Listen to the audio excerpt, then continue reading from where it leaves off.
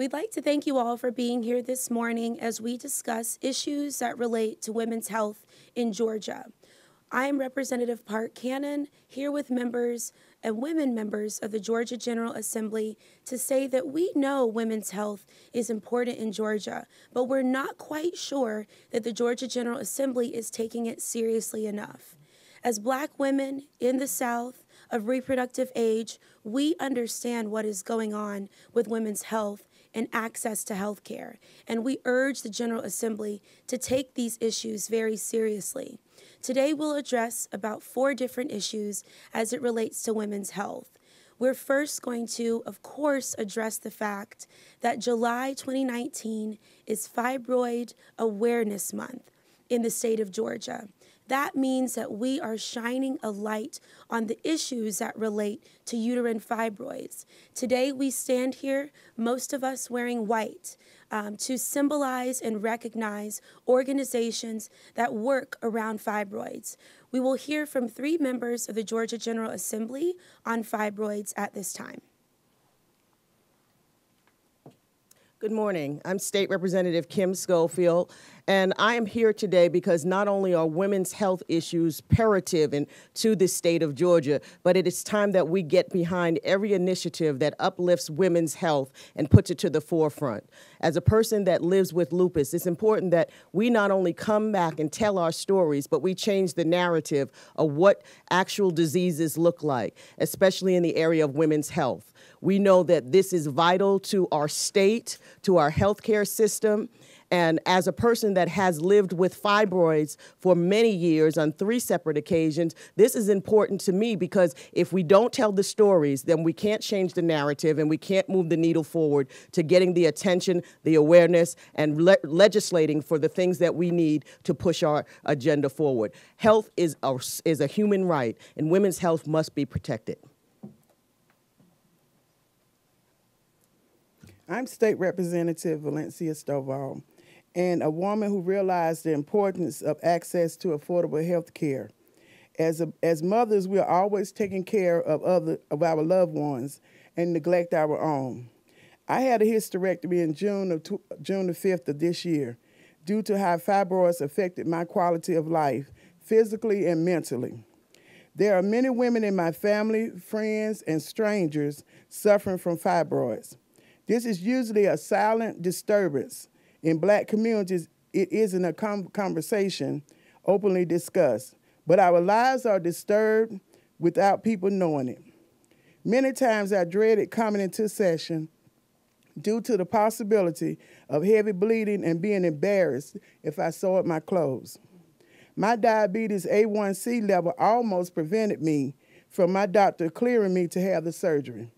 Despite the ineffectiveness of the depot shots, the chances of a 30-day of menstrual cycle, being bloated, tired, shifting of internal organs due to the fibroids caused my uterus to be enlarged so that the only surgery option was going to be causing me to be out of pocket for a minimum of 6 weeks. That was hard being that I have a very active lifestyle, especially as a legislator and small business owner. Thank God I made it through without complications and because of support from my family and friends. I want to see more conversations and support for women in Georgia regarding our health. Perhaps there may have been other non-surgical methods, but due to limitations of information, these methods were not available. I think about what my mom went through with colon cancer, which she succumbed to in 2010.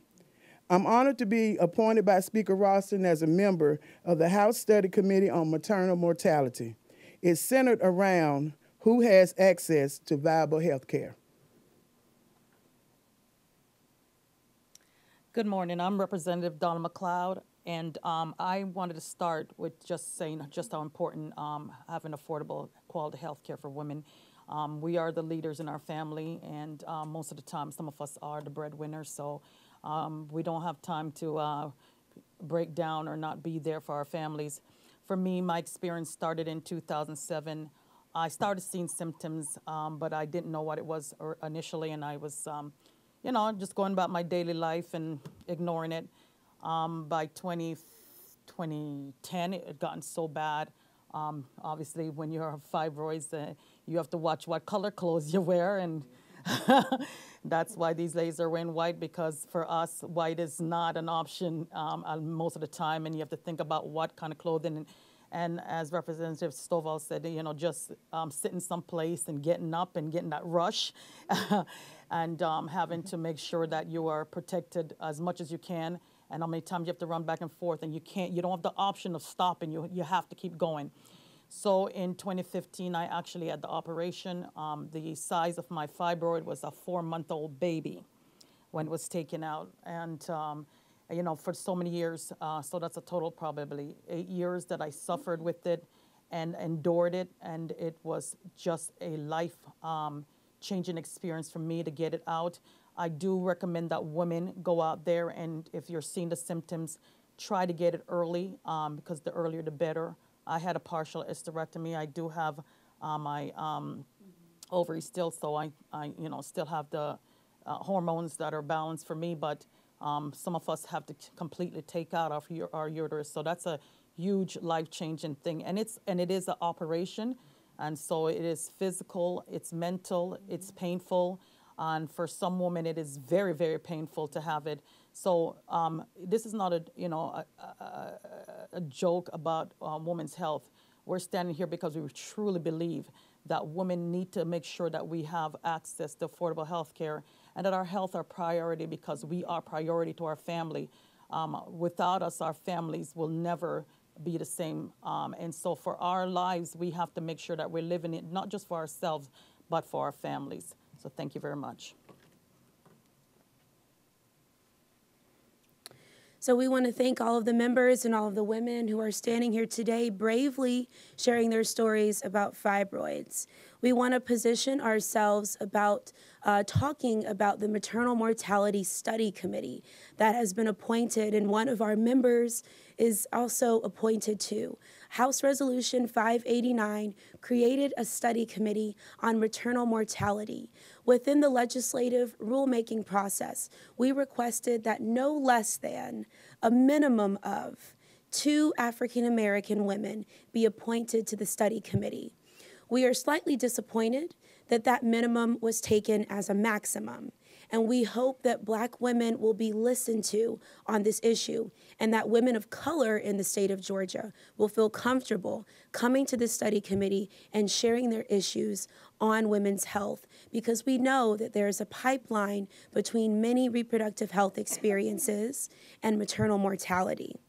But what we do know that happened this legislative session was that we had a conversation about restricting access to reproductive health care, the full range of options.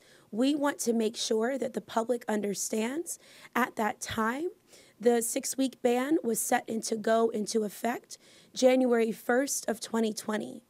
At this time, there has been a lawsuit filed by a number of organizations, and there was a recent update today that a preliminary injunction has additionally been filed, meaning to pause or to stop the bill from going into effect. We hope that all women across Georgia will think about solutions as it relates to women's health care and will stay abreast of this issue. We know that we're here in the policy-making space to think of solutions, and so now we'll have Representative Renita Shannon come forward and speak about a solution we believe will be really helpful for women across Georgia.